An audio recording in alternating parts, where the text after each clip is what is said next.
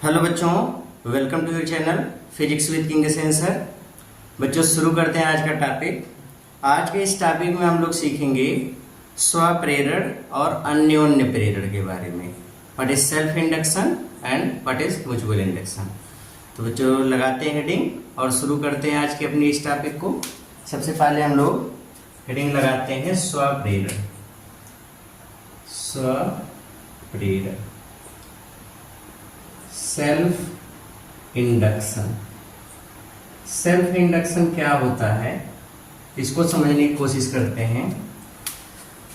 बच्चों जब किसी कॉइल में, सपोज यहां पे हमने एक कॉइल ले लिया, ये एक कॉइल है। इस कॉइल को एक सेल या बैटरी से जोड़ दिया और करंट को वैरी करने के लिए यहाँ पर एक रिहास्टेट लगा दिया, एक प्लग की लगा दिया। ये सपोज इस कॉइल में फेरों की कुल संख्या है n। शुरू में स्विच ऑफ है, दैट मीन्स करंट I की वैल्यू 0 है। इसमें पहले I इज इक्वल्स 0 है, कोई करंट नहीं फ्लो हो रही है। हम क्या देखते हैं कि अगर इस कॉइल में कोई करंट फ्लो नहीं हो रही है तो इस कॉइल से लिंक मैग्नेटिक फ्लक्स या मैग्नेटिक फील्ड कुछ नहीं होगा। इस कॉइल के अंदर अगर मैग्नेटिक फील्ड 0 होगा, क्योंकि कॉइल के अंदर जो मैग्नेटिक फील्ड बनेगा वो मैग्नेटिक फील्ड की वैल्यू किसके बराबर होगी, तो आंसर है वो मैग्नेटिक फील्ड। अब ये कॉइल है तो कॉइल के अंदर मैग्नेटिक फील्ड कितना होता है, B बराबर म्यू नॉट N इंटू आई। परिनालिका के बारे में हमने पढ़ा है, तो उसी तरीके से तो ये भी है। तो उसके अंदर मैग्नेटिक फील्ड B बराबर म्यू नॉट इंटू एन आई, लेकिन I बराबर 0 तो मैग्नेटिक फील्ड 0। और मैग्नेटिक फील्ड अगर 0 तो मैग्नेटिक फ्लक्स फाई B बराबर बी ए कास थीटा से, जब B 0 तो फाई B भी 0, मतलब कोई फ्लक्स लिंक नहीं होता। अब कॉइल के बारे में या फैराडेज लॉ, जो सेकंड लॉ है लेंज का नियम, उसमें हमने आपको सिखाया है कि जो कॉइल होता है वो अपने अंदर होने वाले चेंज को अपोज करता है। जैसे इनर्शिया का गुण होता है उसी तरीके से, या जड़त्व का गुण वस्तुओं के अंदर होता है उसी तरीके से इसमें भी प्रॉपर्टी होती है कि फ्लक्स चेंजिंग को अपोज करता है। अच्छा, अभी हमने देखा इसके अंदर कोई मैग्नेटिक फील्ड नहीं गुजर रहा है, करंट 0। जैसे हम इसमें करंट फ्लो करा दिए, 0 से करंट हमने बढ़ा दिया, 0 से करंट बढ़ा करके सपोज I एम्पियर कर दिया, I बराबर 0 से करंट की वैल्यू I कर दिया। जैसे ही इसमें करंट फ्लो हुई, करंट के फ्लो होते ही एट इंस्टेंट जैसे ही करंट 0 से आई हुई, ठीक उसी क्षण इससे लिंक्ड एक मैग्नेटिक फ्लक्स गुजरा। ये तुरंत ही कॉइल से एक मैग्नेटिक फ्लक्स लिंक हो गया। ये मैग्नेटिक फील्ड बन गया, करंट फ्लो हुई, मैग्नेटिक फील्ड बन गया तो मैग्नेटिक फ्लक्स लिंक हो गया। ये कॉइल क्या चाहती है, ये कॉइल ये चाहती है कि शुरू में इसके अंदर का मैग्नेटिक फील्ड 0 था, कोई फ्लक्स नहीं गुजर रहा था, इसलिए अभी भी फ्लक्स ना गुजरे। इसलिए जो करंट हमने सेल या बैटरी से फ्लो कराई है, जिसको हम सर्किट की मेन करंट बोलते हैं, इसको हम लोग बोलते हैं सर्किट की मेन करंट या मुख्य धारा कहते हैं। ये मेन करंट है। तो मेन करंट ने जिस डायरेक्शन में मैग्नेटिक फील्ड बना दिया और इस मैग्नेटिक फील्ड के कारण एक फ्लक्स लिंक हुआ। कॉइल चाहती पहले इसके अंदर कोई मैग्नेटिक फील्ड नहीं गुजर रहा था, कोई फ्लक्स नहीं गुजर रहा था, तो अभी भी वो मैग्नेटिक फील्ड या मैग्नेटिक फ्लक्स 0 ही रहे। इसलिए ये क्या चाहती है कि तुरंत ही अपने अंदर एक ईएमएफ जनरेट कर लेती है। कॉइल अपने अंदर एक इंड्यूस्ड ईएमएफ क्रिएट कर लेती है और इंड्यूस्ड ईएमएफ क्रिएट करते इस करंट के कारण जो मैग्नेटिक फील्ड बना वो खत्म हो जाए और फिर से मैग्नेटिक फील्ड 0 हो जाए। इसलिए रिवर्स डायरेक्शन में, अपोजिट डायरेक्शन में एक इंड्यूस्ड करंट फ्लो करा देती है। जैसे मुख्य धारा अगर क्लॉकवाइज है तो induced current anti clockwise flow होती है, मतलब इसके धारा के विपरीत दिशा में एक इंड्यूस्ड करंट फ्लो हो जाती है। ये है डायरेक्शन इंड्यूस्ड करंट की। इंड्यूस्ड मीन्स प्रेरित, तो ये प्रेरित धारा विपरीत दिशा में बहने लगती है। तो इस तरीके की प्रोसेस होती है। एक बार फिर से सुनिए, हमने क्या बोला कि जैसे ही शुरू में करंट जीरो था, मैग्नेटिक फील्ड जीरो गुजर रहा था, फ्लक्स जीरो था कॉइल में, पहले कोई मैग्नेटिक फील्ड नहीं लिंक था, तो अभी भी नहीं लिंक है, तो इसकी इनिशियल स्टेट है। जैसे ही हम करंट जीरो से बढ़ा करके आई करते हैं, तुरंत ही एक मैग्नेटिक फील्ड गुजरता है, फ्लक्स लिंक हो जाता है। और फ्लक्स के लिंक होते ही ये कॉइल ये चाहती है कि शुरू में मैग्नेटिक फील्ड जीरो था, फ्लक्स जीरो था, तो आगे भी मैग्नेटिक फील्ड या फ्लक्स जीरो ही रहे, कोई फ्लक्स ना गुजरे। इसके लिए ये कॉइल अपने अंदर एक ईएमएफ इंड्यूस्ड करती है और एक ऐसी करंट फ्लो कराती है कि मुख्य धारा अगर क्लॉकवाइज चल करके इधर मैग्नेटिक फील्ड बना रही है, तो वो उस मैग्नेटिक फील्ड के इफेक्ट को खत्म करने के लिए अपोजिट डायरेक्शन में करंट फ्लो करा करके इधर मैग्नेटिक फील्ड बना देती है। जितना मुख्य धारा ने इधर मैग्नेटिक फील्ड बनाया, इंड्यूस ने उतना ही उधर क्रिएट कर लिया। तो नेट मैग्नेटिक फील्ड जीरो, क्योंकि कॉइल तो यही चाहती है कि शुरू में जीरो था मैग्नेटिक फील्ड, तो अभी भी मैग्नेटिक फील्ड जीरो ही रहे, इसलिए वो ऐसा कर लेती है। ओके, तो इस तरीके से मैग्नेटिक फील्ड को अपोज किया जाता है। फिर होता क्या है कि अगर हम करंट की वैल्यू कंटिन्यूअस ऐसे बढ़ाते रहें या बढ़ती चले, जब तक करंट की वैल्यू बढ़ती रहेगी तब तक उसको अपोज करने के लिए एक इंड्यूस्ड करंट या एक इंड्यूस्ड ईएमएफ क्रिएट होता रहेगा और उसके अपोजिट डायरेक्शन है। मतलब जैसे ही ये करंट बढ़ने की कोशिश करेगी, इंड्यूस्ड करंट अपोजिट डायरेक्शन में फ्लो करा करके उसको कम करने की कोशिश करेगी। पहला एक्शन तो ये होता है किसी कॉइल में। अच्छा, इसके बाद भी ये हो सकता है या ये होता है कि अगर मान लीजिए कि हम करंट को कम करना शुरू कर दें, ये कॉइल ले लिया, अब करंट की वैल्यू आई से घटा करके फिर हम जीरो की तरफ लेकर के आ रहे हैं, आई से घटा करके फिर से जीरो की तरफ लेकर के आ रहे हैं।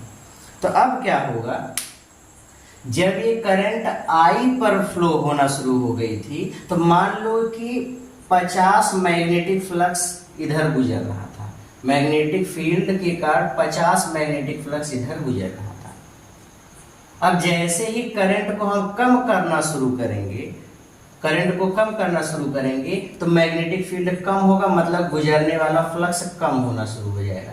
सपोज किसी क्षण 50 से 30 गुजर गया, पहले करंट आई थी तो कुछ मैग्नेटिक फील्ड गुजरा, इस डायरेक्शन में फ्लक्स लिंक हो गया 50। अब जैसे करंट कम हुई, आई से कुछ कम हुई, करंट के कम होते ही तुरंत ही मैग्नेटिक फील्ड कम हो गया और इधर गुजरने वाला जो फ्लक्स 50 था वो घट करके 30 हो गया। तो ये कॉइल फिर उस चीज का अपोज करती है। ये कॉइल चाहती है कि अगर इस डायरेक्शन में फ्लक्स 50 गुजर रहा था तो 50 ही गुजरे। अगर इस डायरेक्शन में करंट 50 एम्पियर फ्लक्स अगर 50 गुजर रहा था, 50 वेबर, तो 50 ही गुजरे, 50 से कम ना हो। इसलिए अब ये कॉइल अपने अंदर ऐसी डायरेक्शन में ईएमएफ क्रिएट करती है कि उसके कारण उसी डायरेक्शन में इंड्यूस्ड करंट फ्लो होती है जिस डायरेक्शन में मुख्य धारा थी। मुख्य धारा क्लॉकवाइज थी, तो ये ऐसी डायरेक्शन में इंड्यूस्ड करंट फ्लो कराता है कि उसकी डायरेक्शन भी क्लॉकवाइज ही रहे। तो क्लॉकवाइज डायरेक्शन इधर चली तो एक और करंट आ जाएगी, तो नेट करंट की वैल्यू बढ़ जाएगी। ये तो हम यहाँ पे देखते हैं कि जैसे ही मुख्य धारा का मान कम किया जाता है, मुख्य धारा का मान कम करते ही ये कॉइल ऐसी डायरेक्शन में ईएमएफ जनरेट करती है या ये इंड्यूस्ड करंट फ्लो कराती है जिसकी दिशा मुख्य धारा की ही दिशा में होती है। मतलब ये मुख्य धारा जो घट रही है वो नहीं चाहती कि ये घटे, क्योंकि मैग्नेटिक फ्लक्स 50 गुजर रहा था तो वो चाहती है 50 ही गुजरे। इसलिए अगर ये करंट घट गई, मुख्य धारा 30 फ्लक्स इधर गुजर रहा है, तो ये वाली इंड्यूस्ड करंट ऐसी डायरेक्शन में फ्लो होगी कि वो मुख्य धारा की दिशा में होगी। 30 ये बना रही थी, 20 वो बना लेगी, तो टोटल फिर से 50 उस डायरेक्शन में मिल जाएगा। मतलब फिर से फ्लक्स 50 ही हो जाएगा। बट हम इंड्यूस्ड करंट को अगर ध्यान से ऑब्जर्व करें तो उसका नेचर देखिए जब करंट 0 से बढ़ रही थी तो करंट बढ़ रही थी, तो इंड्यूस्ड करंट उसके अपोजिट चल करके उसको घटाने की कोशिश कर रही थी। जैसे ही मुख्य धारा मेन करंट सर्किट की घटना शुरू कर दी, वैसे ही इंड्यूस्ड करंट उसी डायरेक्शन में फ्लो हो करके उस मुख्य धारा को बढ़ाने की कोशिश कर रही है। दैट मीन्स इंड्यूस्ड करंट किसी कॉइल के अंदर इस तरीके से बिहेव कर रही है, या इस कॉइल के अंदर इस तरीके से बिहेव कर रही है कि वह मेन करंट मुख्य धारा के घटने अथवा बढ़ने का विरोध कर रही है। क्या कर रही है? मुख्य धारा के घटने अथवा बढ़ने का विरोध कर रही है। अब इसी चीज को लेकर के ये जो पूरी घटना हो रही है कि मुख्य धारा के घटने अथवा बढ़ने का विरोध होता है एक ही कॉइल के खुद के अंदर ही, यही पूरी घटना ही सेल्फ इंडक्शन कहलाता है, स्वप्रेरण कहलाता है। अब हम इसको ऐसे डिफाइन करते हैं बच्चों, देखो करंट लगातार बढ़ रही है अथवा घट रही है, घटने बढ़ने वाली जो करंट है जो टाइम के साथ वेरिएबल होती है, इसको हम लोग अल्टरनेटिंग करंट भी बोल सकते हैं या परिवर्तनशील धारा। जैसे हम यहाँ पे रिहास्टेट या कोई ऐसी व्यवस्था लगा करके इस सर्किट में बहने वाली करंट को चेंज करते रहे, ऐसा कर ले। ओके, तो परिपथ में बहने वाली धारा का मान बदलने के लिए या तो सोर्स हम अल्टरनेटिंग रखें या फिर किसी भी व्यवस्था के कारण इसमें बहने वाली धारा को चेंज करते रहें। तो मेन चीज ये है कि करंट वैरी होनी चाहिए। तो स्वप्रेरण क्या होता है? अब इसको आप ऐसे बताओगे कि जब किसी कुंडली में परिवर्तनशील अथवा प्रत्यावर्ती धारा प्रवाहित की जाती है तो कुंडली से बद्ध चुंबकीय फ्लक्स में लगातार परिवर्तन होता रहता है। फिर से सुनिए, जब किसी कुंडली में परिवर्तनशील अथवा प्रत्यावर्ती धारा प्रवाहित किया जाता है तो कुंडली से बद्ध चुंबकीय फ्लक्स में परिवर्तन होता रहता है। इस फ्लक्स परिवर्तन का विरोध करने के लिए कुंडली में एक ईएमएफ इंड्यूस्ड हो जाता है। फैराडेस लॉ क्या है? फैराडे का first law, if there is a change in magnetic flux linked with a coil there will be an induced EMF in coil. मतलब कॉइल के अंदर अगर मैग्नेटिक फ्लक्स में चेंज होगा तो उसमें एक ईएमएफ जनरेट होगा। तो वही चीज यहाँ भी है। तो इस कॉइल में जब हम परिवर्तनशील धारा प्रवाहित करते हैं तो इससे बद्ध, इस कॉइल से बद्ध मैग्नेटिक फ्लक्स में चेंज होने लगता है, जिसके कारण इस कॉइल के अंदर एक इंड्यूस्ड ईएमएफ क्रिएट हो जाता है और इस सर्किट में एक इंड्यूस्ड करंट चलती है, एक प्रेरित धारा बहती है और उस इंड्यूस्ड करंट या उस प्रेरित धारा की दिशा इस तरीके से होती है कि वह उसी मुख्य धारा की, वो जो मुख्य धारा जो बढ़ रही थी घट रही थी जो वेरिएबल थी, इस मुख्य धारा के बढ़ने अथवा घटने का विरोध करती है। जब मुख्य धारा बढ़ती है तो इंड्यूस्ड करंट उसके अपोजिट डायरेक्शन में, प्रेरित धारा उसके विपरीत दिशा में बह करके उसको घटाने की कोशिश करती है। और जब मुख्य धारा का मान घटने लगता है तो फिर से वही प्रेरित धारा उसी की दिशा में बह करके फिर से करंट को बढ़ाने की कोशिश करती है। मतलब जब करंट घट रही है तो उसको बढ़ाने की कोशिश कर रही है, विरोध कर रही है, और जब करंट बढ़ रही थी तब उसको घटाने की कोशिश कर रही है, फिर भी विरोध कर रही है। और यही जो पूरी घटना हमने देखा, यही पूरी घटना ही स्वप्रेरण कहलाता है, सेल्फ इंडक्शन कहलाता है। एक बार फिर से जल्दी से डेफिनेशन रिवाइज करते हैं। जब किसी कुंडली से बद्ध चुंबकीय फ्लक्स में परिवर्तन होता है, और ये परिवर्तन यहाँ कैसे किया गया? करंट को वैरी करा। तो आप ऐसे बताएंगे, जब किसी कुंडली में प्रत्यावर्ती अथवा परिवर्तनशील धारा प्रवाहित की जाती है तो कुंडली से बद्ध चुंबकीय फ्लक्स में परिवर्तन होता रहता है, जिसके कारण इस कुंडली में एक प्रेरित विद्युत वाहक बल उत्पन्न हो जाता है। एक प्रेरित विद्युत वाहक बल उत्पन्न हो जाता है। इसके कारण कुंडली में एक प्रेरित धारा भी बहती है। इसके कारण कुंडली में एक प्रेरित धारा भी बहती है। प्रेरित धारा की दिशा इस प्रकार से होती है कि वह हमेशा मुख्य धारा के घटने अथवा बढ़ने का विरोध करती है, और यही पूरी घटना ही स्वप्रेरण कहलाती है। क्या कहलाती है? स्वप्रेरण। आ जाओ बच्चों, इसकी डेफिनेशन लिख लेते हैं। इसकी डेफिनेशन क्या है?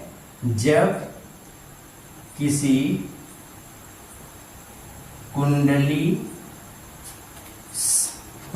में प्रत्यावर्ती अथवा परिवर्तनशील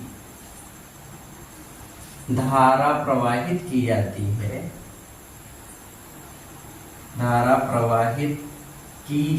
है, तो कुंडली से बद्ध चुंबकीय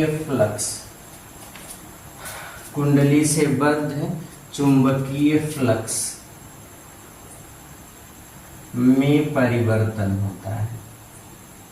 कुंडली से बद्ध चुंबकीय फ्लक्स में परिवर्तन होता है, जिसके कारण कुंडली में एक प्रेरित विद्युत वाहक बल उत्पन्न हो जाता है। प्रेरित विद्युत वाहक बल, इंड्यूस्ड ईएमएफ उत्पन्न हो जाता है।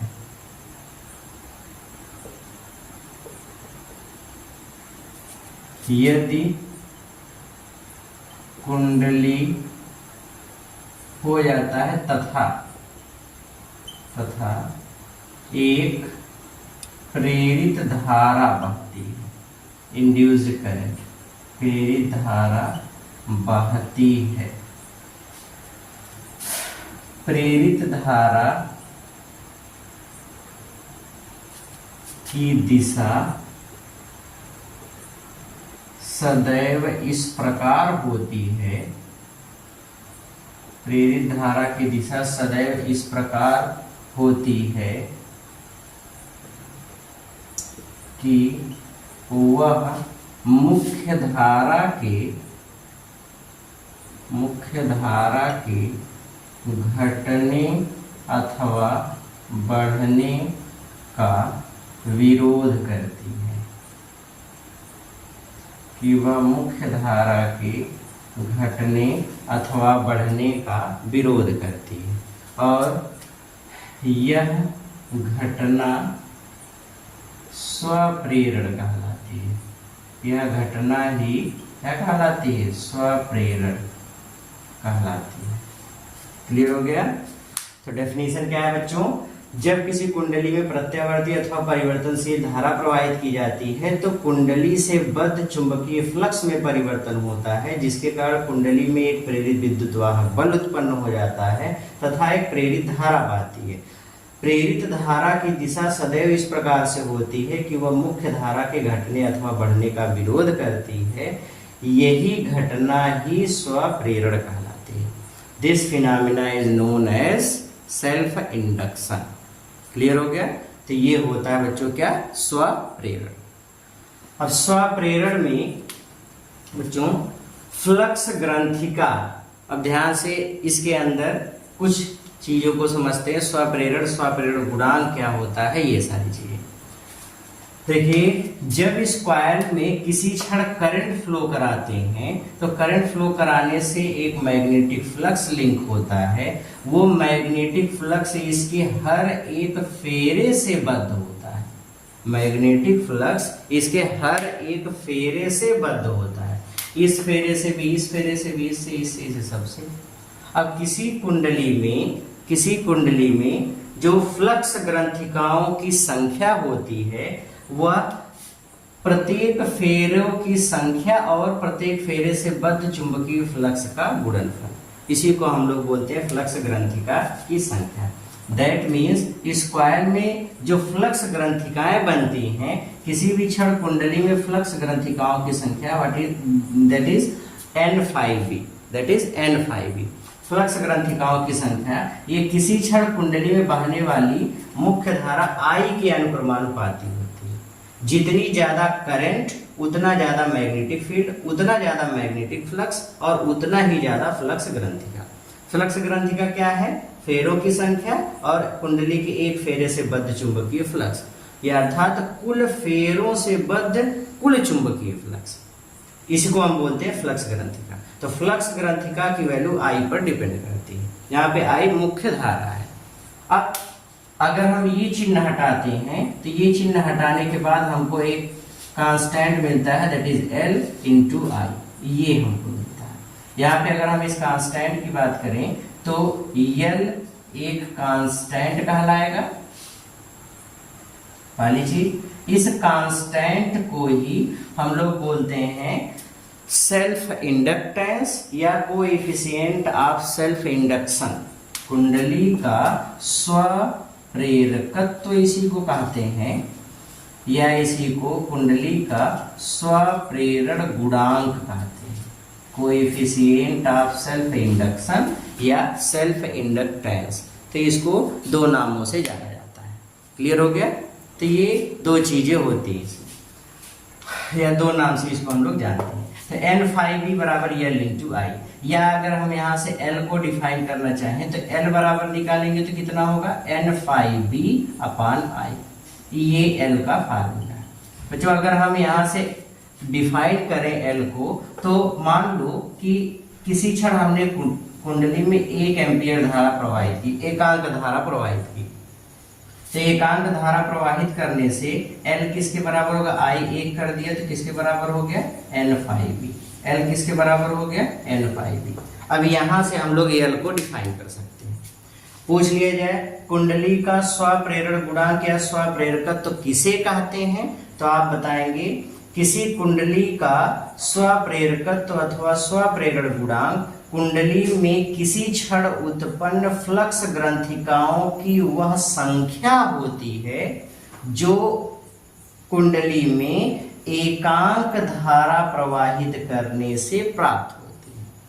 फिर से सुनो, किसी कुंडली का स्वप्रेरकत्व अथवा स्वप्रेरण गुणांक कुंडली में उत्पन्न फ्लक्स ग्रंथिकाओं की वह संख्या होती है जो उस क्षण कुंडली में एकांक धारा प्रवाहित करने से प्राप्त होती है। दैट मीन्स अगर हम कुंडली में किसी क्षण एकांक धारा 1 एम्पियर धारा प्रवाहित करते हैं तो कुंडली में जितनी फ्लक्स ग्रंथिकाएं बनती हैं उन्हीं फ्लक्स ग्रंथिकाओं की संख्या को ही कुंडली का स्वप्रेरकत्व अथवा स्वप्रेरण गुणांक कहते हैं। क्लियर हो गया? गुड। तो ये होता है स्वप्रेरकत्व या स्वप्रेरण गुणांक। तो ये स्वप्रेरण गुणांक होता है। अच्छा, इसी स्वप्रेरण गुणांक को हम और भी एक टर्म में लिख सकते हैं जिसको हम इंड्यूस्ड ईएमएफ के टर्म में लिखते हैं। अब इंड्यूस्ड ईएमएफ के टर्म में कैसे लिखा जाता है, आइए इसको भी देख लेते हैं।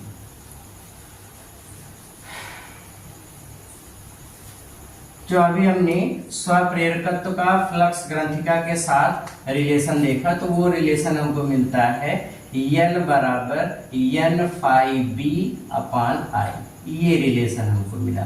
या हम इसको ऐसे भी लिख सकते हैं, फ्लक्स ग्रंथिकाओं की संख्या N phi b बराबर L इंटू I, ऐसे लिखा जा सकता है। ओके। अगर हम फैराडे का लॉ देखें तो फैराडे के फर्स्ट लॉ से, according to Faraday's first law, Faraday के प्रथम नियम से induced EMF E is equals minus n dt of phi b। किसी भी कॉइल में इंड्यूस्ड ईएमएफ की वैल्यू जो होती है वो फ्लक्स परिवर्तन के ऋणात्मक दर के बराबर होती है, negative rate of change of magnetic flux. n को अगर अंदर लेके जाएं तो ये मिलेगा E बराबर minus D D T of n into phi b। ये हो गया n इंटू phi b। हमको पता है n इंटू phi b किसके बराबर होता है, Li के। तो यहाँ पे लिख दीजिए E बराबर minus D D T of L into I। ये हो गया। बच्चों L तो कांस्टेंट होता है, बाहर आ जाएगा, मिलेगा कितना, D D T of I। D D T of I मतलब टाइम के साथ करंट बदल रहा है। भाई जाहिर सी चीज है, प्रत्यावर्ती या परिवर्तनशील धारा प्रवाहित करते हैं हम कॉइल में, तो जब परिवर्तनशील धारा प्रवाहित करेंगे तो वो वाला रिलेशन हमको मिलेगा। तो डी डी टी ऑफ आई हमको बताता है धारा परिवर्तन की दर। क्या बताता है? धारा परिवर्तन की दर, rate of change of current. तो rate of change of current को ये शो करता है। ओके, तो इंड्यूस्ड ईएमएफ ई हो गया। यहां से अगर L की वैल्यू फाइंड करेंगे तो L बराबर इस वाली संख्या को इधर भाग में ले आइए तो ये हो जाएगा minus E upon D D T of I, इतना मिला। ये इंड्यूस्ड ईएमएफ और स्वप्रेरकत्व सेल्फ इंडक्शन के बीच रिलेशन है। अगर हम ईएमएफ के टर्म में सेल्फ इंडक्टेंस को डिफाइन करें तो मान लो कि हमने कॉइल में किसी भी क्षण या ऐसा हमने वेरिएबल करंट फ्लो कराया जिसके कारण जो करंट का रेट ऑफ चेंज है, जो करंट का रेट ऑफ चेंज है उसकी वैल्यू है 1 ampere per second. D D T of I की जो वैल्यू है ये वैल्यू है 1 एम्पियर पर सेकेंड, इसके बराबर 1 एम्पियर पर सेकेंड की वैल्यू लेकर के हम इसको डिफाइन करेंगे।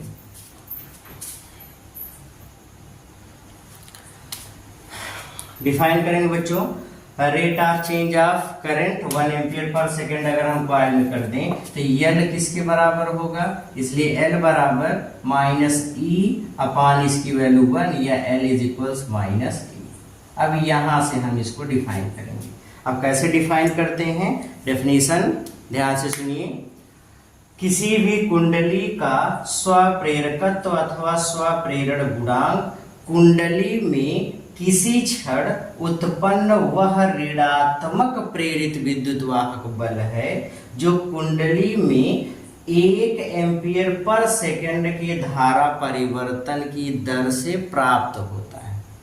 फिर से सुनिए, किसी भी कुंडली में उत्पन्न वह ऋणात्मक प्रेरित विद्युत वाहक बल जो एकांक धारा परिवर्तन की दर से प्राप्त होता है उसी को ही कुंडली का स्वप्रेरकत्व अथवा स्वप्रेरण गुणांक कहते हैं। तो आप इसको कैसे डिफाइन करेंगे? किसी कुंडली का स्वप्रेरकत्व अथवा स्वप्रेरण गुणांक किसी क्षण कुंडली में उत्पन्न वह ऋणात्मक प्रेरित विद्युत वाहक बल होता है जो उस कुंडली में एकांक धारा परिवर्तन की दर से प्राप्त होता है। बस यही स्वप्रेरकत्व की डेफिनेशन है। बच्चों ये वाला फार्मूला याद कर लेंगे, दिस इज वेरी इंपॉर्टेंट। ये वाला फार्मूला इंपॉर्टेंट फार्मूला है, ये भी और ये वाला भी, ये दोनों हम लोगों को फार्मूले मिलेंगे आगे यूज में, डेरिवेशंस में। तो ये दो फार्मूले अच्छे से समझ लेंगे। तो ये होता है बच्चों पूरी घटना सेल्फ इंडक्शन। क्या कहलाता है? सेल्फ इंडक्शन, स्वप्रेरण इसी को कहते हैं। नेक्स्ट लेते हैं बच्चों दूसरी घटना जिसको हम लोग बोलते हैं अन्योन्य प्रेरण। जो ऐसी कुछ डिवाइसेस भी हैं जो सेल्फ इंडक्शन और म्यूचुअल इंडक्शन जिसको अन्योन्य प्रेरण कहते हैं इस पर काम करती हैं। जैसे सेल्फ इंडक्शन की घटना पे काम करने वाली जो एक डिवाइस है, जो एक बनाया गया एक सर्किट होता है, वो डिवाइस कहलाती है चोक कुंडली। क्या होता है? चोक कुंडली। ये पहले तो सिलेबस में था हम लोगों के चोक कॉइल क्या है, बट अब इस बार सिलेबस में नहीं है। खैर, तो कौन सा ऐसा डिवाइस है जो सेल्फ इंडक्शन के प्रोसेस पर काम करता है, उसके प्रिंसिपल पे काम करता है? तो आंसर है चोक कुंडली। तो चोक कुंडली स्वप्रेरण की घटना पे काम करता है।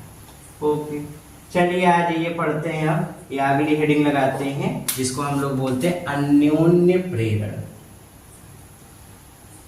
अन्योन्य प्रेरण, म्यूचुअल इंडक्शन।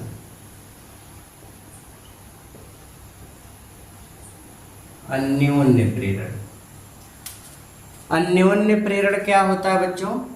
आज ये इसको समझने की कोशिश करते हैं। What is mutual induction?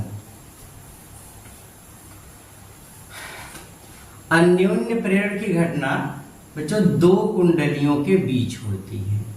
Suppose हमने एक कॉइल यहाँ पे ले लिया, इस कॉइल को एक सेल या बैटरी से जोड़ दिया और करंट वेरिएबल हो इसके लिए हमने कोई एक जुगाड़ लगा दिया, रिहास्टेट या कोई भी चीज लगा करके इसकी करंट को हम लोग चेंज करते हैं।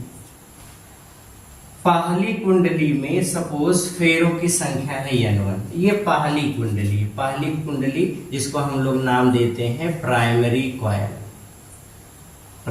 कॉइल या प्राथमिक कुंडली। तो ये प्राथमिक कुंडली कहलाती है, प्राइमरी कॉइल कहलाती है। इसके जस्ट इसके एक्सिस के ही अलांग हमने एक दूसरी कॉइल ले ली। इस दूसरी कॉइल को किसी भी सेल या बैटरी से नहीं जोड़ा गया है।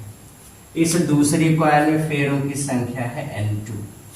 ये दूसरी कॉइल है, दूसरी कॉइल को हम लोग नाम देते हैं सेकेंडरी कॉइल।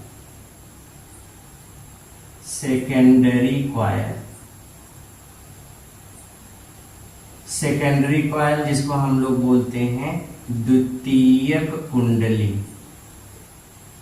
क्या बोलते हैं? द्वितीयक कुंडली। तो ये सेकेंडरी कॉइल है या फिर द्वितीयक कुंडली है। ओके, तो ये सेकेंडरी कॉइल, ये प्राइमरी कॉइल। बच्चों अब स्व अन्योन्य प्रेरण क्या होता है, अन्योन्य प्रेरण क्या होता है, अब इसको समझते हैं। देखिए, अगर हम इस प्राइमरी कॉइल में ऐसी करंट फ्लो कराते हैं जो नेचर में वेरिएबल है, अगर हम पास रखी किन्हीं दो कुंडलियों में से एक कुंडली में, चाहे इसमें से या बैटरी लगा के करंट फ्लो कराओ, या इसको आप यहाँ रख सकते हो, इसको यहाँ पे रख सकते हो, डजंट मैटर कहाँ कौन रखा गया। अब जब हम एक कॉइल में वेरिएबल करंट फ्लो कराते हैं, जैसे ही हम करंट फ्लो कराएंगे वेरिएबल करंट फ्लो कराने से होगा क्या। सपोज शुरू में इसमें करंट था जीरो करंट होने पर इस कॉइल के अंदर कोई मैग्नेटिक फील्ड नहीं गुजरा। वो मैग्नेटिक फील्ड जो जीरो है, तो वो कॉइल चाहती है मैग्नेटिक फील्ड जीरो ही रहे। जैसे ही हम करंट को जीरो से बढ़ा करके आई एम्पियर कर देते हैं, आई धारा प्रवाहित करते हैं, तुरंत ही इसके अंदर एक मैग्नेटिक फील्ड डेवलप हो जाता है। और वो मैग्नेटिक फील्ड या वो मैग्नेटिक फ्लक्स जो यहां से होकर के गुजर रहा है, वो मैग्नेटिक फील्ड इस दूसरी वाली कॉइल से भी लिंक हो जाता है। वो मैग्नेटिक फील्ड इस दूसरे वाले कॉइल से भी लिंक हो जाता है। करंट इस वाली कॉइल में फ्लो कराया गया, मैग्नेटिक फील्ड इधर बना, तो वो मैग्नेटिक फील्ड इस दूसरी वाली कॉइल से भी लिंक हो जाता है। अब दूसरी कॉइल से भी अगर लिंक हो गया, तो इसके अंदर भी टोटल मैग्नेटिक फ्लक्स पहले जीरो था, तो ये कॉइल चाहती है कि मैग्नेटिक फ्लक्स जीरो ही रहे। अब मैग्नेटिक फ्लक्स अगर जीरो ही रहे, हम इस खाली एक कॉइल के अंदर क्या होगा, पहली वाली कॉइल के अंदर क्या होगा, ये पूरी घटना हम पढ़ चुके हैं स्वप्रेरण में, कि अगर खाली एक कॉइल है उसमें वेरिएबल करंट फ्लो कराएंगे तो क्या होगा, कैसे अपोजिशन होता है, ये सारी चीजें अभी हमने जस्ट पढ़ा है। तो कि मुख्य धारा पड़ेगी तो अपोजिट एक करंट फ्लो होगी, उसको कम करने की कोशिश करेगी। अभी हम इसके बारे में नहीं पढ़ना चाहते, अभी हमको पढ़ना है इस कॉइल के अंदर क्या चेंजिंग होगा, उसको पढ़ना चाहते हैं। इसके बारे में तो हमने सेल्फ इंडक्शन में पढ़ा कि करंट फ्लो कराएंगे, इंड्यूस्ड करंट बनेगी, ये करंट बढ़ रही तो वो घटाने की कोशिश करेगी, या घट रही तो बढ़ाने की कोशिश करेगी, तो ये सारी चीजें। बट इस दूसरे वाले कॉइल में क्या चेंजिंग होगी, तो यहाँ पे बच्चों हम खाली इस पे स्टडी करेंगे कि अगर हम प्राइमरी कॉइल में ऐसी करंट फ्लो कराए जो कि नेचर में वेरिएबल है। सपोज शुरू में जीरो था तो मैग्नेटिक फील्ड जीरो हुआ, ये मैग्नेटिक फील्ड जीरो था हर जगह।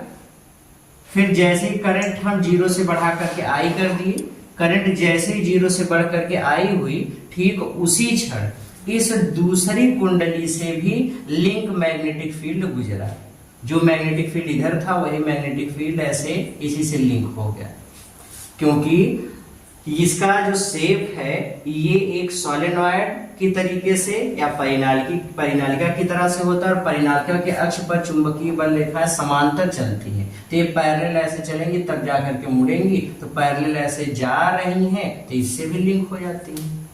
ओके, तो जब पास पास रखी किन्हीं दो कुंडलियों में से एक कुंडली में वेरिएबल करंट फ्लो कराए, 0 से करंट बढ़ा करके आई किया, तो जैसे ही करंट बढ़ा इससे भी लिंक मैग्नेटिक फ्लक्स में या इससे भी लिंक मैग्नेटिक फील्ड गुजरा, जैसे ही फील्ड गुजरा इससे भी एक मैग्नेटिक फ्लक्स लिंक हो गया। क्या लिंक हो गया? Magnetic flux. मैग्नेटिक फ्लक्स के लिंक होते ही ये कॉइल ये चाहती है कि शुरू में इसके इस कॉइल से होकर के गुजरने वाला मैग्नेटिक फील्ड 0 था।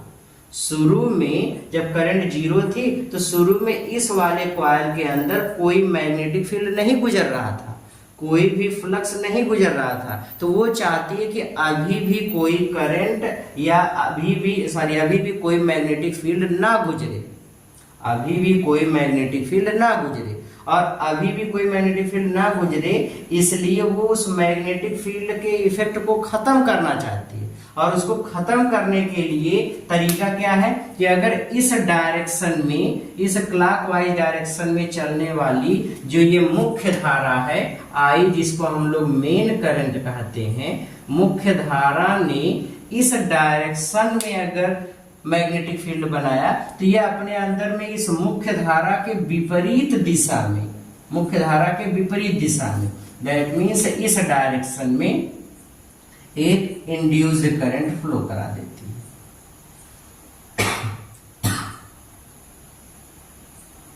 एक इंड्यूस्ड करंट फ्लो करा देती है इसके विपरीत दिशा में। और जब मुख्य धारा इसके विपरीत दिशा में प्रवाहित होगी तो इधर वाली करंट ने इधर मैग्नेटिक फील्ड बनाया, इधर वाली करंट ने इधर मैग्नेटिक फील्ड बना दिया, तो नेट मैग्नेटिक फील्ड 0 हो गया, इसलिए इसका मैग्नेटिक फील्ड 0। यही तो ये कॉइल चाहती है। तो ये कॉइल चाहती है कि जो इस डायरेक्शन वाली करंट ने मैग्नेटिक फील्ड बनाया शुरू में 0 था तो अभी भी 0 रहे, इसलिए अपोजिट डायरेक्शन में करंट फ्लो करा देती है। अच्छा, जब हम करंट को बढ़ाते चले जाते तो ये ऐसे अपोजिट डायरेक्शन में इंड्यूस्ड करंट फ्लो करा करके उसको अपोज करती चली जाती है। अच्छा, अगर हम यहीं पे ये करते हैं या ऐसा करें कि इस करंट को घटाना शुरू कर दें, अब जैसे जैसे हम प्राथमिक कुंडली में बहने वाली धारा के मान को कम करते हैं तो धारा के मान को कम करते ही इस दूसरी कुंडली से होकर गुजरने वाला मैग्नेटिक फील्ड अथवा फ्लक्स ये भी कम होगा, क्योंकि करंट मैग्नेटिक फील्ड बनाता है और जब करंट कम होगा तो मैग्नेटिक फील्ड कम हो जाएगा। तो इस दूसरी वाली कुंडली से जैसे प्राइमरी कॉइल में पहली वाली कुंडली में करंट की वैल्यू कम करेंगे, इधर से होकर गुजरने वाला फ्लक्स कम हो गया। सपोज पहले 50 गुजर रहा था, 50 से 30 हुआ, जैसे 50 से 30 हुआ तो ये कॉइल चाहती है कि नहीं, पहले 50 गुजर रहा था तो अभी भी 50 ही गुजरे, तो फिर से 50 ही गुजरे, इसलिए अपने अंदर एक ईएमएफ इंड्यूस्ड करती है और फिर से एक करंट फ्लो करा देती है। और उस करंट की डायरेक्शन इस तरीके से होती है कि वो भी उसी डायरेक्शन में मैग्नेटिक फील्ड बनाए जिस डायरेक्शन में इस प्राइमरी कॉइल की मेन करंट ने बनाया था। प्राइमरी कॉइल की मेन करंट किस डायरेक्शन में करंट फ्लो हो रही थी, मेन करंट, तो आंसर क्लॉकवाइज, और इधर मैग्नेटिक फील्ड बना तो वो भी उसी डायरेक्शन में क्लॉकवाइज में ही करंट फ्लो करा करके इधर ही मैग्नेटिक फील्ड बना देता है 20। तो 20 ये 30 पहले जाता फिर से 50 होगा। मतलब इस सेकेंडरी कॉइल में अगर हम प्राइमरी कॉइल में वेरिएबल करंट फ्लो कराते हैं तो इससे बद्ध मैग्नेटिक फ्लक्स चेंज होगा। जब मैग्नेटिक फ्लक्स बढ़ रहा था, मैग्नेटिक फील्ड बढ़ रहा था, तो वो उसको अपोज कर रही थी, घटाने की कोशिश, इसलिए अपोजिट डायरेक्शन में, इसमें जिस डायरेक्शन मेन करंट थी उसके अपोजिट डायरेक्शन में एक इंड्यूस्ड करंट फ्लो कराया। और जैसे ही मेन करंट प्राइमरी कॉइल की घटना शुरू हुई, इसके घटते ही ये फिर से उसके घटने का विरोध करती है। ये सेकेंडरी कॉइल में जो फ्लक्स कम होने लगा उसका फिर से विरोध किया कि कम ना हो, इसलिए फिर से उसको बढ़ाने के लिए उसी डायरेक्शन में इंड्यूस्ड करंट फ्लो कराना शुरू कर देती है जिस डायरेक्शन में मेन करंट थी। सपोज इस सर्किट में प्राइमरी कॉइल में फ्लो करने वाली जो मेन करंट है वो है I1 और सेकेंडरी कॉइल में जो फ्लो करने वाली इंड्यूस्ड करंट है वो है I2। ये तो बच्चों ये पूरी घटना जो अभी हम लोगों ने देखा, इसी को हम लोग अन्योन्य प्रेरण बोलेंगे। अब इसको आप ऐसे डिफाइन कर सकते हैं, अन्योन्य प्रेरण किसे कहते हैं? तो आप बताओगे, जब पास पास रखी किन्हीं दो कुंडलियों में से, जब पास पास रखी किन्हीं दो कुंडलियों में से किसी एक कुंडली में परिवर्तनशील या प्रत्यावर्ती धारा प्रवाहित की जाती है, तो दूसरी कुंडली से बद्ध चुंबकीय फ्लक्स में भी परिवर्तन होता है। इसमें वेरिएबल करंट फ्लो कराएंगे तो इससे मैग्नेटिक फ्लक्स, जो मैग्नेटिक फील्ड है यहाँ भी लिंक है, मतलब इससे भी फ्लक्स लिंक है। तो इससे अब करंट वेरिएबल है तो magnetic field variable, that means flux variable. तो इसका मतलब इससे भी लिंक मैग्नेटिक फ्लक्स में चेंजिंग होती है।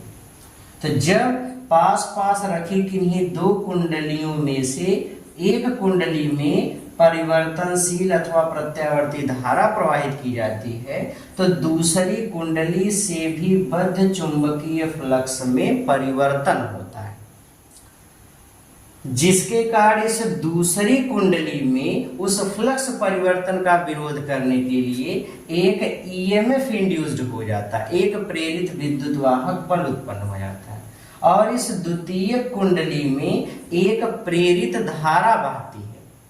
प्रेरित धारा की दिशा हमेशा इस तरीके से होती है कि प्राथमिक कुंडली की धारा अगर बढ़ रही है तो प्रेरित धारा जो द्वितीय कुंडली में है ये मुख्य धारा के विपरीत दिशा में, और अगर मुख्य धारा का मान घट रहा है तो इस दूसरी कुंडली में जो प्रेरित धारा है इसी मुख्य धारा की दिशा में ही प्रवाहित होता है। मतलब इस करंट को या इस करंट के बढ़ने अथवा घटने का विरोध करता है। और यही पूरी घटना कि हम तो चेंज एक कॉइल में कर रहे हैं, लेकिन इंड्यूस्ड या इंडक्शन की प्रोसेस इस दूसरी कॉइल में हो रही है, ये वाली घटना ही अन्योन्य प्रेरण कहलाती है। क्या कहलाती है? अन्योन्य प्रेरण या म्यूचुअल इंडक्शन कहलाती है। तो बच्चों जल्दी से इसकी डेफिनेशन लिख लेते हैं कि अन्योन्य प्रेरण किसे कहते हैं। What is mutual induction? तो अन्योन्य प्रेरण की घटना लिखेंगे हम लोग, जब पास पास रखी किन्हीं दो कुंडलियों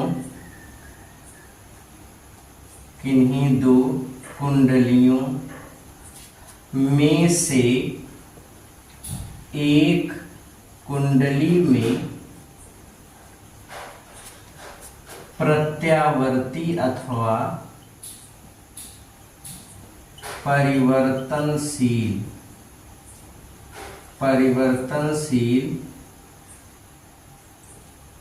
धारा प्रवाहित की जाती है, तो दूसरे कुंडली से भी बद्ध चुंबकीय फ्लक्स में परिवर्तन होता है, जिसके कारण दूसरी कुंडली में एक प्रेरित विद्युत वाहक बल उत्पन्न हो जाता है तथा एक प्रेरित धारा बहती है, जो प्राथमिक कुंडली में बहने वाली मुख्य धारा के बढ़ने अथवा घटने का विरोध करती है।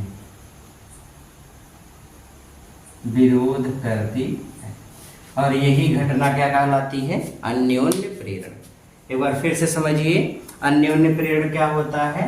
जब पास पास रखी किन्हीं दो कुंडलियों में से एक कुंडली में प्रत्यावर्ती अथवा परिवर्तनशील धारा प्रवाहित की जाती है तो दूसरे कुंडली से भी बद्ध चुंबकीय फ्लक्स में परिवर्तन होता है, जिसके कारण दूसरी कुंडली में एक प्रेरित विद्युत वाहक बल उत्पन्न हो जाता है तथा एक प्रेरित धारा बहती है जो प्राथमिक कुंडली में बहने वाली मुख्य धारा के बढ़ने अथवा घटने का विरोध करती है।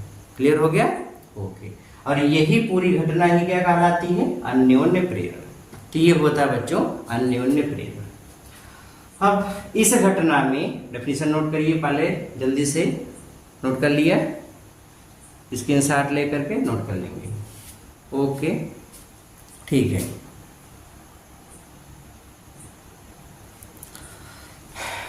अब देखते हैं बच्चों कि दूसरी कुंडली से किसी भी क्षण जो फ्लक्स ग्रंथिकाएं लिंक होती हैं उनकी संख्या किस बात पर निर्भर करती है। अब ध्यान से समझिए, मान लो किसी क्षण द्वितीय कुंडली के एक फेरे से phi2 फ्लक्स बद्ध हो रहा है, गुजर रहा है, तो दूसरी कुंडली में कुल फ्लक्स ग्रंथिकाओं की संख्या है जिसको हम N2 phi2 बोलेंगे, ये डिपेंड करती है कि उस क्षण प्राइमरी कॉइल में कितनी करंट फ्लो होगी, क्योंकि प्राइमरी कॉइल में जितनी ज्यादा करंट फ्लो होगी उतना ज्यादा मैग्नेटिक फील्ड बनेगा और वही मैग्नेटिक फील्ड इस सेकेंडरी कॉइल से लिंक है। तो सेकेंडरी कॉइल में बनने वाला जो मैग्नेटिक फील्ड जो लिंक हो रहा है वो I1 के कारण बन रहा है, इसलिए अगर इसका I1 की वैल्यू ज्यादा तो इसमें मैग्नेटिक फील्ड ज्यादा लिंक होगा तो फ्लक्स ज्यादा बनेगा, तो फ्लक्स ग्रंथिका ज्यादा बनेगी। इसलिए N2 phi2 पहली कुंडली में बहने वाली धारा पर निर्भर करता है। तो N2 phi2 is directly proportional to I1, या हम इसको ऐसे भी लिख सकते हैं N2 phi2 इज इक्वल्स, ये चिन्ह हटाएंगे तो आएगा M इंटू I1। बच्चों यहाँ पे जो M आया है इसको हम लोग बोलते हैं दो कुंडलियों के बीच का अन्योन्य प्रेरण गुणांक अथवा अन्योन्य प्रेरकत्व। तो इसको हम लोग बोलते हैं अन्योन्य प्रेरकत्व। अन्योन्य प्रेरकत्व या इसी को अन्योन्य प्रेरण गुणांक कहते हैं। दो कुंडलियों के बीच का अन्योन्य प्रेरण गुणांक, म्यूचुअल इंडक्टेंस या कोएफिशिएंट ऑफ म्यूचुअल इंडक्शन, ये कहते हैं। और यम है क्या? तो आंसर है यम एक कांस्टेंट है बच्चा। यम क्या है? कांस्टेंट है। अगर हम अन्योन्य प्रेरण गुणांक m की वैल्यू फाइंड करें तो किसके बराबर होगा? N2 phi2 upon I1। ऐसे हम इसको लिख सकते हैं। अगर इसको डिफाइन करना हुआ तो मान लीजिए कि हमने किसी क्षण प्राइमरी कुंडली में 1 एम्पियर धारा प्रवाहित की, तो 1 एम्पियर धारा प्रवाहित करने से कितनी फ्लक्स ग्रंथिकाएं लिंक होंगी? तो m बराबर N2 phi2 अपॉन I की वैल्यू 1। यहां से हम इसको डिफाइन कर सकते हैं। अब कैसे डिफाइन करेंगे बच्चों? दो कुंडलियों के बीच का अन्योन्य प्रेरकत्व अथवा अन्योन्य प्रेरण गुणांक द्वितीयक कुंडली में किसी क्षण उत्पन्न फ्लक्स ग्रंथिकाओं की वह संख्या होती है जो उस क्षण प्राथमिक कुंडली में एकांक धारा परिवर्तन से प्राप्त होती है। ऐसे बताएंगे, यदि प्राथमिक कुंडली में किसी क्षण बहने वाली धारा का मान 1 एम्पियर है तो द्वितीय कुंडली से जितनी फ्लक्स ग्रंथिकाएं बद्ध होती हैं उसकी संख्या को ही दोनों कुंडलियों के बीच का अन्योन्य प्रेरकत्व अथवा अन्योन्य प्रेरण गुणांक कहते हैं। क्लियर हो गया? एक बार फिर से सुनो, किन्हीं दो कुंडलियों के बीच का अन्योन्य प्रेरकत्व अथवा अन्योन्य प्रेरण गुणांक द्वितीय कुंडली में किसी क्षण बद्ध फ्लक्स ग्रंथिकाओं की वह संख्या होती है जो उस क्षण प्राथमिक कुंडली में एकांक धारा परिवर्तन से प्राप्त होती है। तो इस तरीके से इसको हम डिफाइन कर सकते हैं। या अगर हम इसको ईएमएफ के टर्म में लिखें तो फैराडे का लॉ यूज कर लेंगे, तब हम इसको लिखेंगे। देखते हैं कैसे। यहाँ फिर हम लिखते हैं बच्चों, according to Faraday's law, according to Faraday's first law. Faraday का फर्स्ट लॉ क्या है? Induced EMF is equals negative n d D T of 5b। N को अंदर कर लेते हैं तो ये हो जाएगा E is equals minus D D T of N5b।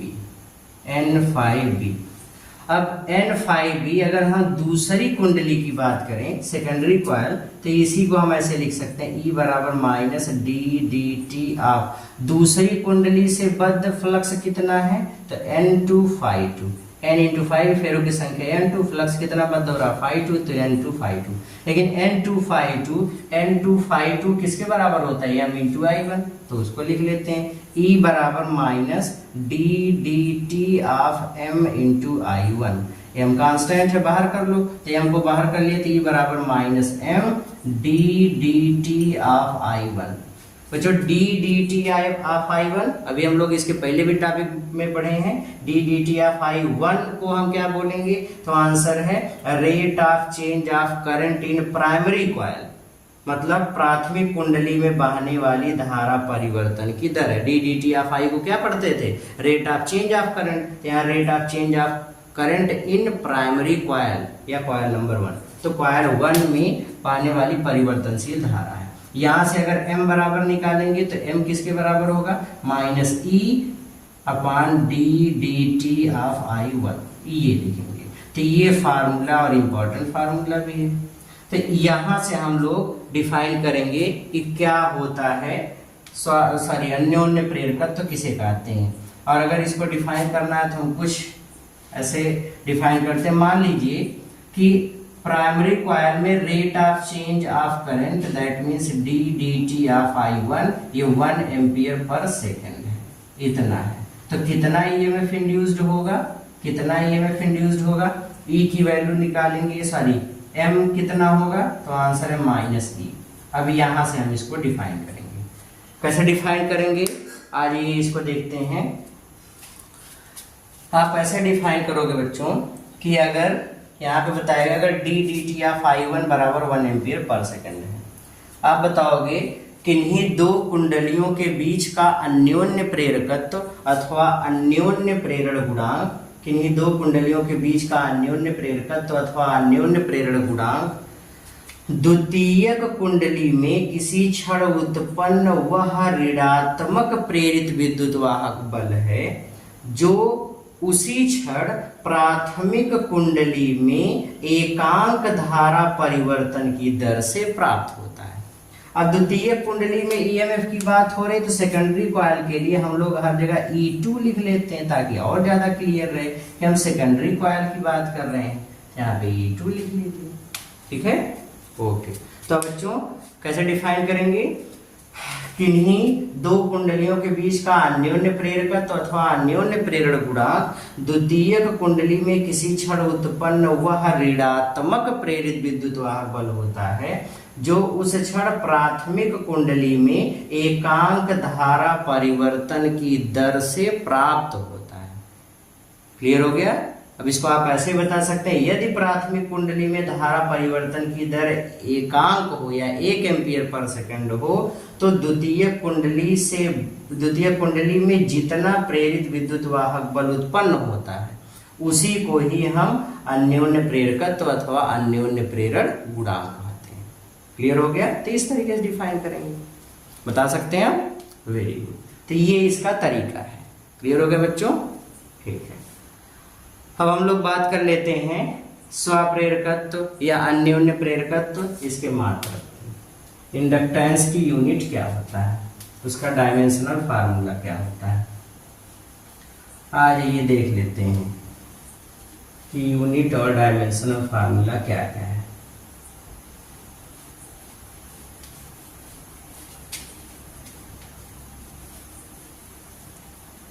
बहुत ज्यादा नहीं मिटाते हैं, इतने से काम चला लेते हैं। चलिए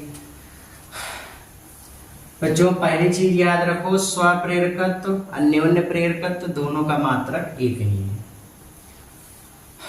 हम स्वप्रेरकत्व या इससे चाहे यहाँ से इस वाले फार्मूले से ले चाहे अन्योन्य प्रेरकत्व वाले से ले, दोनों में से चाहे इससे डिफाइन कर सकते हैं। देखो अगर हम यम का फार्मूला लिखते हैं तो -E2/d/dt ऑफ I1, ये फार्मूला होगा। अगर हम यल का लिखते हैं तो यल बराबर कितना होगा, -E/d/dt ऑफ I होगा, ऐसे लिखा है। तो दोनों का मतलब वही है। अगर हम इसकी यूनिट निकालेंगे तो यूनिट ऑफ यल आर यम, स्वप्रेरकत्व का या अन्योन्य प्रेरकत्व का अगर मात्रक निकालेंगे तो देखो E2 और यहाँ पे E है, तो वोल्टेज या EMF का मात्रक वोल्ट, तो यहाँ पे आप वोल्ट कर लो। फिर बटे dt ऑफ I1 है तो I हो चाहे I1 हो, इसका मात्रक एम्पियर पर सेकेंड, तो आप इसको बोल सकते हैं वोल्ट सेकेंड प्रति एम्पियर। अच्छा बच्चों, इसी वोल्ट सेकेंड प्रति एम्पियर को ही हम लोग हेनरी भी कहते हैं। क्या कहते हैं? हेनरी। तो ये इसकी यूनिट हो गई। तो यम या यल की यूनिट क्या होती है? हेनरी या वोल्ट सेकेंड पर एम्पियर। अगर हम इसका बीमीय सूत्र निकालें तो dimensional formula of L R M ये निकालोगे तो वोल्ट की जो यूनिट होती है W/Q, तो आप इसको क्या लिख सकते हो, mL²T⁻², अपान Q है, Q का कितना होगा AT, मतलब A⁻⁻1 T⁻⁻1, ये हो गया, डिवाइड बाई एम्पियर का A लिख लीजिए और वोल्ट सेकेंड का T लिख लीजिए। तो यहाँ पे T से मल्टीप्लाई कर दो, T से ये चीज ये मर गया, अब कितना हो जाएगा ये mL²T⁻², ये ऊपर जाएगा A⁻², तो ये हो जाएगा dimensional formula of L R M. ये फिर से देखो, विभव या वोल्टेज की यूनिट निकालेंगे तो V बराबर W/Q होता है, W का mL²T⁻², फिर Q का AT बटे में है, ऊपर ले जाओगे तो दोनों की पावर -1, सेकेंड का T अपान एम्पियर का A, तो यहाँ T⁻1 और 1 ये दोनों कैंसिल हो गए, ये बचेगा, इसको ऊपर कर दिया -2 हो गया। तो ये इसका डायमेंशनल फार्मूला हो गया। क्लियर हो गया? Very good. तो इस तरीके से बच्चों हम लोग अन्योन्य प्रेरण और स्वप्रेरण को समझते हैं या इस तरीके से बताते हैं। ठीक है, तो आज के इस टॉपिक को यहीं खत्म करते हैं। मिलते हैं अगले वीडियो में, तब तक पढ़ते रहिए, मेहनत करते रहिए। All the very very very best.